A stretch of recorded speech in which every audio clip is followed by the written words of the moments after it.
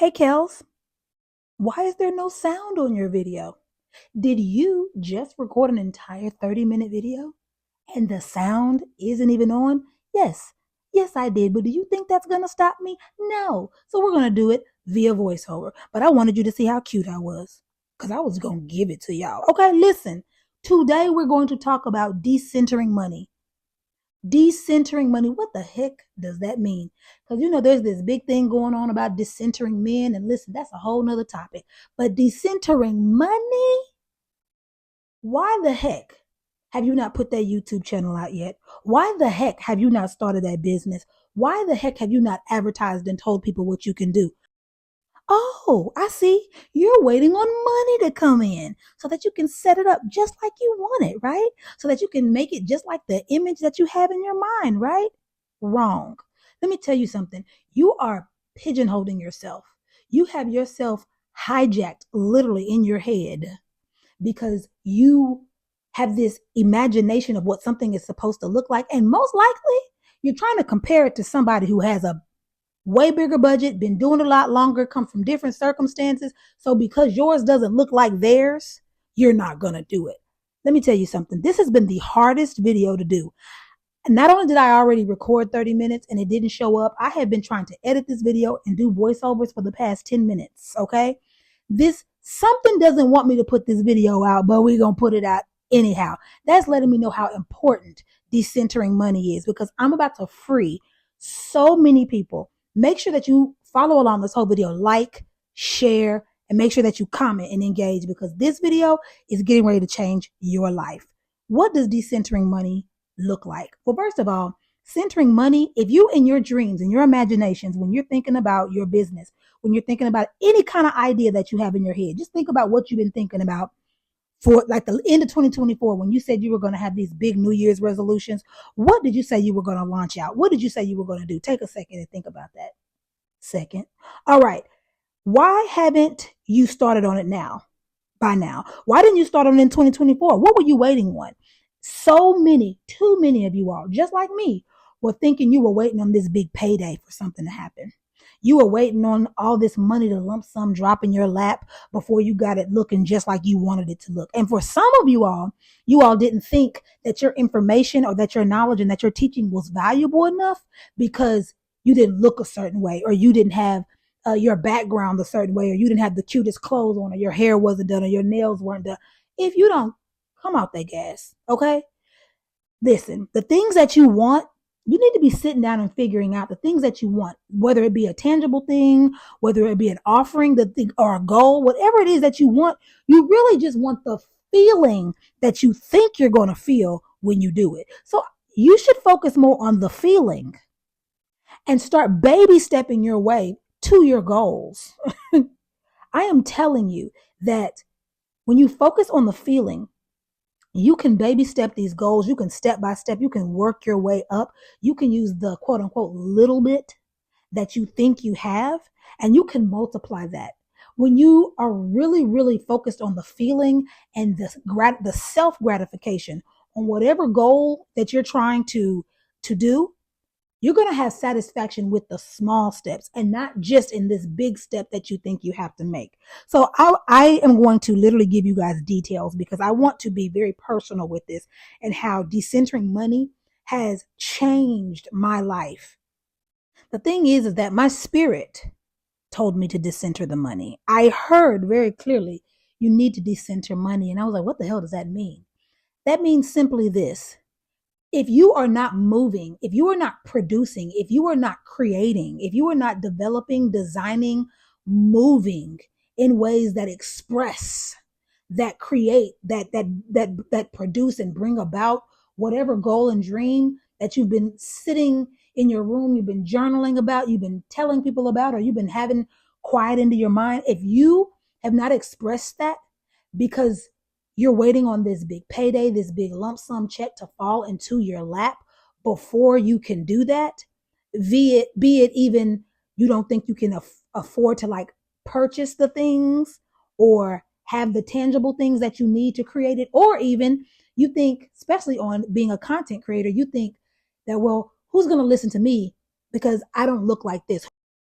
Like, am I a fake?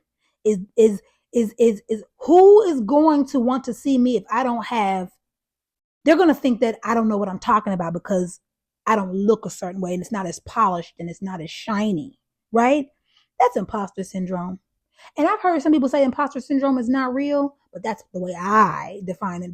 You got PhD level information and knowledge in your bones. But because you are looking at other people's content and think that yours has to look with these expensive cameras and expensive microphones, because you don't have that, you don't want to put your content out. Let me tell you, that's hogwash. Absolute cockamamie. I literally have been sitting in my townhome. I live in Mexico. 3 years ago, I was homeless, living in an SUV in Las Vegas, Nevada. Okay. So I know what it feels like to be homeless. I know what it looks like. I know how people treat you when you're homeless. I know how people perceive you when you're homeless. I know how you perceive yourself when you're homeless. Listen, for me to be where I am today, I sit in a beautiful gated community, 2 bedroom, 2 bathroom, split level townhome. No bills have ever been late. For me to be here and where I was 3 years ago, I have something to say. And I don't have to wait on this big, gigantic lump sum before I decide to share what I know and what I know to be effective with the world. So I'm going to share with you guys 5 things that when I heard to decenter the money, I didn't even know that this other stuff was going to happen. I just figured out what decentering meant. And that meant that I was not going to let myself not create because it didn't look a certain way, because I didn't have boom mics, because I didn't have lights. No, you use what you had. And everything that I'm working with right now, I had sitting in my house. Use what you have to produce. And when that resonated in my bones, something clicked. And once I started saying that money was not getting ready to be the focus of what stopped me, yeah, let's jump into it. So the number one thing that happened for me when I was decentering money, literally, y'all, taking the pressure off. Oh my God. Like, I felt so much lighter and happy that I wasn't focused, like basically making the money the biggest victory that I could ever have. So where I live in Mexico, there are mountains, and I take like a 2.5 mile walk every morning. And so I'm always able to see these mountains. And in one particular direction, there are 2 mountain ranges. And I thought to myself one morning, I said, imagine the money is the furthest mountain peak that you see. But in front of that mountain peak is another mountain peak. Do you think that that mountain peak is not as great? Did that mountain peak not take as much energy and effort to get to? No. Would you not enjoy that mountain peak just to try to hurry up and get to the second one? No. And it made me see that I literally didn't have a lack. Everything was taken care of in my life. I literally was sitting in contentment, but I was missing. I was missing so much because I was stuck on this hamster wheel of the check hasn't come in, therefore I haven't arrived. I haven't made it. I haven't had my final victory, right? No, I had so many victories in between, and I was able to get myself out of this residue of lack, this fake lack that I was no longer in. I might have been in it 3 years ago, but I wasn't living in it any longer. And freeing myself up allowed me to finally see. It let me finally see that I didn't have to live like I didn't have anymore, because I have, and I created that. I did that. And it helped me really appreciate myself and what I had already done. The second thing that decentering money did for me. So I've been talking about this holding pattern for quite a while, right? The holding pattern of like waiting, of always thinking like there's one more thing you got to do. This holding pattern of oh, you know what? I liken it to this. Imagine, because I know y'all do it. Raise your hand in your house. Raise your hand right now. Confess, okay? If you're a person that has an Amazon cart with like 50 items in it, and you just in your mind you're thinking you're gonna get this $2,000 check and you're gonna be able to clear the whole cart out. That's what it felt like. It felt like I had dreams and ideas in my Amazon cart that I was afraid to click purchase on because I was afraid that I didn't have the money, right? Well, here's the deal. With your ideas, so many of your ideas and so many of your things that you want to create, you already have the money for it. You can click check out. You can click create. You can click go. And so many of us don't do it because we quite literally think that we cannot because the money is not there. So if any of your thoughts have said, you know what, I'm going to do this when the money comes, this is the holding pattern. And decentering money will get you out of this holding pattern, and it will allow you to start thinking and allow you to start moving and putting together what you have to create the baby steps and to grow yourself into where you want to be. The third thing that decentering money did for me is it allowed me to trust myself. Let me tell you guys, I was in a place where, I was taking some of the advice of people in the energetic or spiritual community of attention goes where your energy flows, or energy flows where your attention goes. Yeah, that, right? And so I was thinking, if I let up on thinking about it, it won't come. And when I stopped decentering, when I started to decenter money, like took money out of the focus, took money out of the reason that, it was my reason, right? I made money not my reason anymore. The moment I did that, I started trusting myself. And every time I would try to like obsess about it and thinking, no, if I let go, if I just stop thinking about it, then it won't come. It'll think I forgot about it. You guys remember when we were little, we would take balloons and we would like get underneath the balloon and like toss the balloon in the air. And we never wanted the balloon to hit the floor, right? We would always constantly hit the balloon with our fingertips to keep it up in the air. That's basically what I was doing. I was thinking that I got to keep obsessing about this money to keep my balloon in the air. There was this erroneous message inside of me that literally had me thinking that if I stopped thinking about the money every day, that basically the money energy would stop thinking about me. Ha! Now, listen, let me tell you something. Decentering money proved that to be a complete lie, and we'll talk about that on the next one. But that breaking myself from that obsession not only freed me, like I said in point 1 and 2, but it literally made me feel like I could trust myself that I had put enough things in place and trust the things that I put in place, the seeds that I planted, that they would harvest, they would yield. And putting that trust back into my word and back into my deeds, back into my faith was powerful for me. And let me be clear, this is not a set it and forget it kind of message is what I'm saying.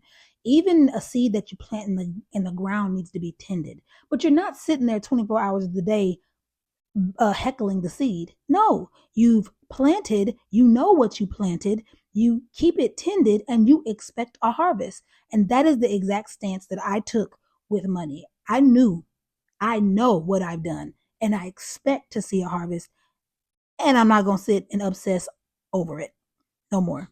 And I freed myself up to think about other things. Now, a quick pause for the cause. If you have enjoyed this video so far, got anything from it, please make sure that you like and subscribe. Maybe put a comment underneath because I'm going to give you some homework, right? The homework is this. I want you to tell me what you think the difference is between focusing and centering. Drop your comments below. I'm super interested on what you're saying. And also, share the video if you want to. Did I say all that? Like, share, subscribe. Like, share, subscribe. Like, share, subscribe. Okay, back to the video. The fourth thing that decentering money did for me is it helped me to come out of my past relationship with money. Every time I was focusing on that money and it was putting me in my lack mindset, it was putting me back where I was 3 years ago. And I didn't have to be. Furthermore, I wasn't living in any kind of situation that I was living 3 years ago. Transparency, once upon a time, I used to be a hairstylist. I'm licensed in 2 states, the state of Kansas and the state of Texas. Ha ha ha. And I was making bank, y'all. Hairstylist, when you know what you're doing and you're good at what you do, I was making bank. But I was still the girlie that at the end of the month, my cell phone was going off every month. Why? Why was Sprint PCS giving me the memo that to stay on the line so that I could make a payment to my account? And that was because my spending habits were trash. Completely basura. And once I started untangling that and unwiring that, Why did I still need to act like my spending habits were trash? Like I wasn't able to manage my own money, like I didn't understand the concept of multiplying my own money when I had. It had been 3 years and I wasn't allowing myself to live in my growth, to live in my abundance, to live in where I was currently. So, one of the things that started happening right before I got that big message to decenter, one of the things that started happening is that I was noticing that I was having some of the same habits that my mom has. And listen, my mama came from the country. Shout out to Hope, Arkansas. Whoop, whoop, Hempstead County. Love y'all. But I saw that I was still perpetuating a country behavior that my mother had demonstrated to me. And it's an epidemic in households, I hear, and that's keeping condiment packages, right? Keeping the ketchup packages, keeping the mayo packages. I don't even like ketchup, and I have an entire jar of mayonnaise. I have been throwing these packages away because that behavior belongs to somebody that grew up in the country and didn't have. I don't have that. I don't grow up in the country, and I've always had my entire life. So there was no need for me to continue perpetuating this behavior of lack, perpetuating a relationship with money that wasn't even mine. I don't know a poor relationship with money. I don't know it. So why was I still holding and hoarding ketchup packages in trash bags that really aren't trash bags? You know, the Walmart sacks, and all of a sudden they trash bags. I don't do that. And listen, you can do what you want to do, but I realized where the root of that was coming from, and that's a story that wasn't mine.